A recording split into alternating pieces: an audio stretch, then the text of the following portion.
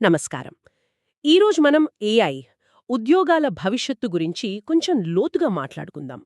అంటే ఈ artificial intelligence మన జాబ్స్ని ఏం చెయ్యబోతోంది? అవును, ఇది చాలా పెద్ద చర్చ ఇప్పుడు.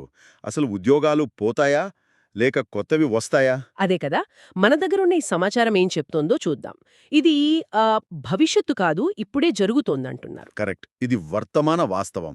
ఏఐ ప్రభావం ఆల్రెడీ స్టార్ట్ అయిపోయింది. నిజమే. మరి ఏ ఉద్యోగాలు డేంజర్లో ఉన్నాయి, ఏవి సేఫ్? మొత్తం మీద సీన్ ఎలా మారబోతోంది? మ్మ్, చూద్దాం. ఇంకో విషయం, అందరూ బ్లూ కాలర్ జాబ్స్కి వెళ్లాల్సిందేనా అని కూడా ఒక ప్రశ్న ఉంది ఇందులో. దాని గురించి మాట్లాడుకుందాం. సరే. రైట్? ఇక విషయంలోకి వెళ్తే ఈ సమాచారం ప్రకారం ఏఐ వల్ల కొన్ని జాబ్స్ పోవడమైతే నిజం. మ్మ్, ఏఐ ఫాదర్స్లో ఒకరైన జెఫ్రీ హింటన్ కూడా అన్నారట, కోడింగ్ కంటే ప్లంబింగ్ నేర్చుకోవడం బెటర్ అని. అంటే బహుశా పరోక్షంగా చెప్పారేమో. హా, అది కొంచెం ఆలోచించాల్సిన విషయమే. అంటే కంపెనీలు ఇప్పుడు ఏం చేస్తున్నాయంటే ఏ పనుల్ని పూర్తిగా ఏఐతో చేయించవచ్చో చూస్తున్నాయి. ఎందుకు? స్పీడ్ కోసమా? స్పీడు, ఆక్యురసీ, ఖర్చు తగ్గడం ఇవన్నీ కారణాలే. అంటే మనుషుల ప్రమేయం లేకుండా ఆటోమేట్ చేయడంపై ఫోకస్ ఉంది. మరి అలాంటప్పుడు ఏ జాబ్స్కి రిస్క్ ఎక్కువ? ఈ సమాచారం ఏం చెప్తుంది? ఆ, కొన్ని ఉన్నాయి. ఒకటి డేటా ఎంట్రీ, అంటే ఈ ఫారం ఫిల్లింగు, రిపోర్ట్స్ తయారు చేయడం లాంటివి. ఎందుకంటే ఏఐ స్పీడ్గా తప్పులు లేకుండా చేస్తుందని కదా. కరెక్ట్. రెండోది basic customer support. Chatbots, voice bots already ఉన్నాయి కదా. అవును, మనం రోజూ వాడే యాప్స్లోనే చూస్తున్నాం. మూడోది బుక్ కీపింగ్, అకౌంటింగ్ అసిస్టెంట్స్, అంటే ఈ quick books AI, Zoho, Tally AI లాంటి టూల్స్ వచ్చాక. అవి చాలా పని ఆటోమేట్ చేస్తున్నాయి కదా. అవును, చాలా వేగంగా తప్పులు లేకుండా చేస్తున్నాయి. కానీ కానీ కానీ అన్ని ఉద్యోగాలు ఇలా పోవు. అంటే మనిషి అవసరం ఉండే పనులు చాలా ఉంటాయి. ఓ, అవేంటి? క్రియేటివిటీ కావాల్సిన పనులు, అంటే నిజంగా కొత్తగా ఆలోచించడం. ఆర్టిస్టులు, రైటర్స్ లాంటివా? అలాంటివి. తర్వాత స్కిల్డ్ మాన్యువల్ జాబ్స్, అంటే మంచి నైపుణ్యమున్న చేతి పనులు.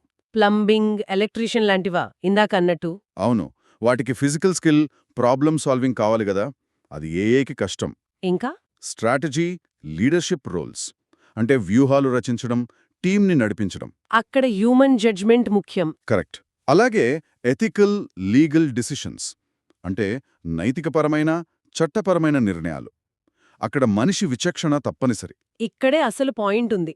ఉద్యోగాలు కొన్ని పోయినా కొత్తవి వస్తాయని ఈ సమాచారం గట్టిగా చెప్తోంది. అవును, ఇది చాలా ఇంపార్టెంట్ పాయింట్. కానీ కీ పాయింట్ ఏంటంటే, మనం కొత్త స్కిల్స్ నేర్చుకోవడానికి రెడీగా ఉండాలి. ఎగ్జాక్ట్లీ. మన నోట్స్లో సూటిగా చెప్పారు, నేర్చుకోవడానికి సిద్ధంగా లేకపోతే కంపెనీలకు మీ అవసరం ఉండదు. సింపుల్. కొంచెం డైరెక్ట్గా ఉంది కానీ. నిజమే అదే. పరిస్థితి అదే. దీన్ని పెద్ద చిత్రంలో చూస్తే ఇది జాబ్స్ పోవడం గురించి మాత్రమే కాదు, మరి స్కిల్స్ మారడం గురించి. మన నైపుణ్యాలు ఇవాల్వ్ అవ్వాలి, నిరంతరం నేర్చుకుంటూ ఉండాలి, మారుతున్న టెక్నాలజీకి తగ్గట్టు మారాలి. అంటే అడాప్టబిలిటీ ముఖ్యమన్నమాట. అత్యంత ముఖ్యం. అదే ఈ సమాచారం సారాంశం. బాగా చెప్పారు. సో మొత్తం మీద అర్థం చేసుకోవాల్సింది, ఏఐ ప్రభావం ఉంది, ఉంటుంది. కొన్ని రొటీన్ పనులు పోవచ్చు. అవును. కానీ క్రియేటివిటీ, స్ట్రాటజీ, మంచి స్కిల్స్ ఉన్న పనులకు డిమాండ్ ఉంటుంది. ఆ బ్లూ కాలర్ జాబ్స్ అన్నాం కదా, స్కిల్డ్ మాన్యువల్ పనులకు కూడా మంచి భవిష్యత్తు ఉండొచ్చు. ఉండొచ్చు, ఖచ్చితంగా. ముఖ్యంగా కొత్త అవకాశాలొస్తాయి. వాటిని అందుకోవడానికి మనం రెడీగా ఉండాలి. ముగింపుగా చెప్పాలంటే ఈ సమాచారం ఇచ్చే సలహా ఒక్కటే: ఉద్యోగం ఉంటుందా పోతుందా అని కంగారు పడటం కంటే ఏం చేయాలి? ఈ మార్పులకు మనం ఎలా సిద్ధపడాలి, ఏ కొత్త స్కిల్స్ నేర్చుకుంటే బాగుంటుంది, దీనిపై ఫోకస్ పెట్టాలి. తుది ఆలోచన. మార్పు నేర్చుకోవడం కీలకం అని తెలిసింది కదా. అవును. మరి మన ప్రస్తుత ఫీల్డ్ లేదా ఇంట్రెస్టులు బట్టి ఈ ఏఐ కాలంలో నిలబడటానికి ఇప్పుడు నేర్చుకోవాల్సిన ఆ ఒకే ఒక్క అత్యంత విలువైన కొత్త స్కిల్ ఏమై ఉంటుంది? ఇది అందరూ ఆలోచించాల్సిన ప్రశ్నేమో.